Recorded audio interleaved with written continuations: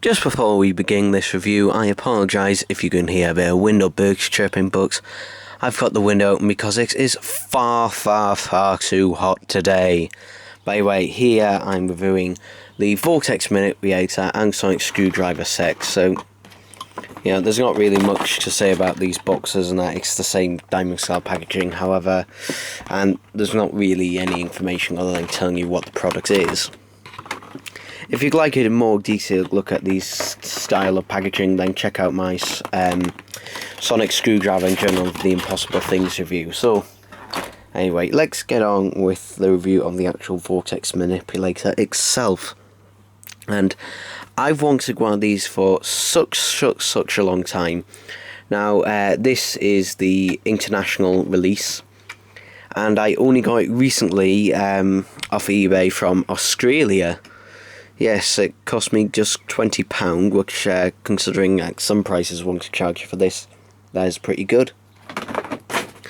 So you can see it's got this really nice, leather texture to it to make it look like old and battered leather. That continues around to the back side as well. And I'm really actually glad that they did it on the back side as well. Well, because normally on products nowadays you'd only get that leather detail if you got it at all on the front. But they've even gone down to having the little stitch patterns on there as well, which is really nice, and on the underside, which is all really impressive. And you can see we've got the four pop scuds on here. However, these two at the top are not pop scuds. You only get the top section of them. This section doesn't actually come off. The pop scuds are proper pop scuds, though. They are made of metal, and I'll show you that in a second. But even to the strap as well. However, there's a slight issue with the strap, as the buckle is made of plastic, and I've only worn this a grand total of once, and after that once, some of the silver paint has actually rubbed off of the actual buckle. You can just see there. And that is just really annoying. I don't know if it was an issue on the original or not. Maybe it was. There's an issue on this one. And you'll see the raised section in the middle here, and when you pull up the top bit here, ta-da! We've got the actual manipulator itself. You can see the bottom of the actual pop scuds and the top there and they are proper pop scuds. Or press scuds or whatever. You can see here we've got this, which is sort of a mustard colour on the inside, like the actual Vortex Manipulator.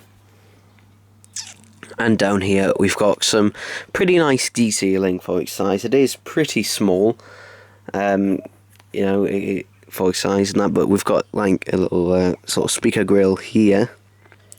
We've got 3 buttons along the top, a sort of D-pad, and 2 connect sections with an LED there. Now when you press the button to the far right here, it lights up.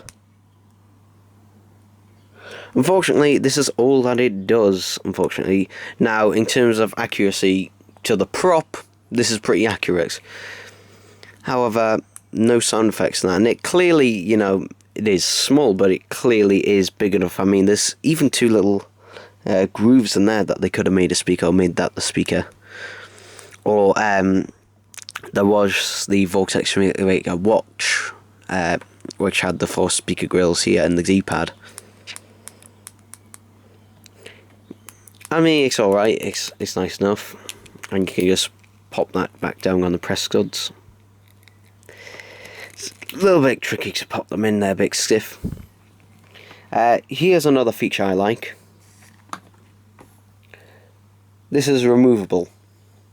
And I'm really glad that the strap is actually removable, because if you've got larger wrists, or if you're an adult and that, then this may be too small for you. I mean, it can only just fit onto my wrist, and I'm only 18, so. But if we just see, here is the battery compartment. It takes 3 button cell batteries, which are pre-installed, and that is how you just replace them. But basically, if you have, say, a leather watch strap. I'm putting this in the wrong way. If you have a leather watch strap, I think if it's, say, 42mm, a strap probably fits. I mean, most watch straps, any standard one is going to fix.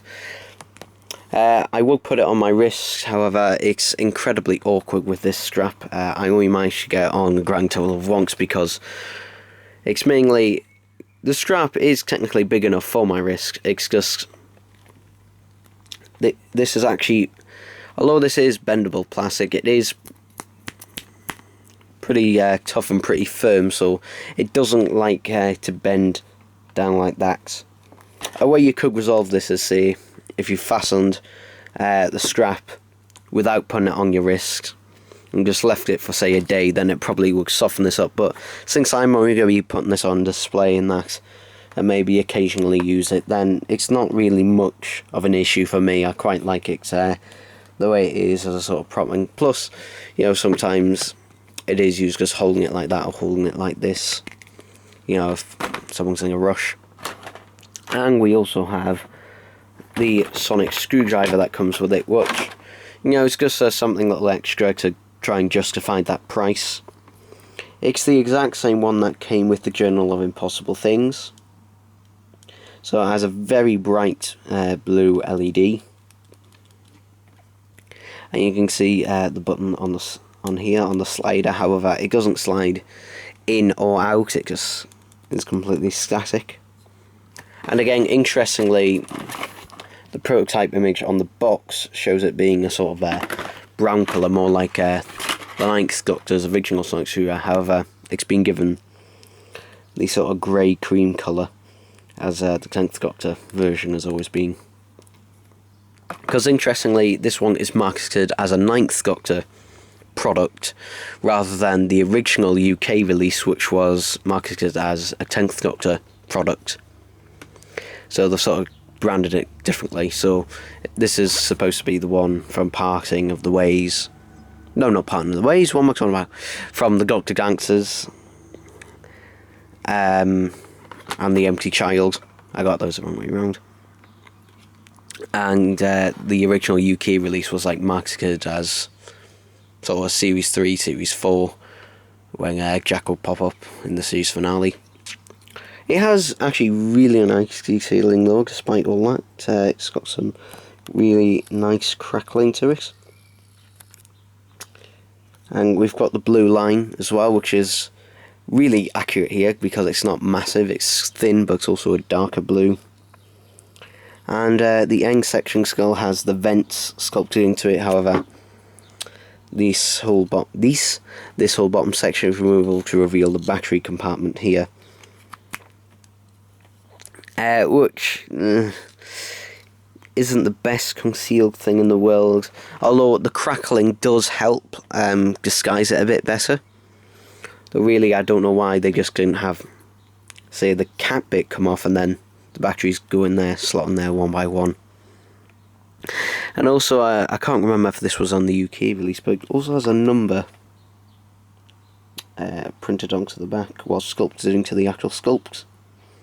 This might have actually been on the original release as well. And also, this one actually does say USA on the bottom, just to show it's a UK USA product, because this is distributed by Underground Toys. But overall, this is a really nice set, and I do highly recommend getting it if you can find it. It is a bit difficult to find it in the UK. Normally, if you want to get this imported, normally you're going to spend around £30 or more, especially now that I don't know if the US is even still selling this. But if you can find it, then I do highly recommend it. So that does it for this review, and I hope you enjoyed it, and I'll see you in the next review next time. Bye bye.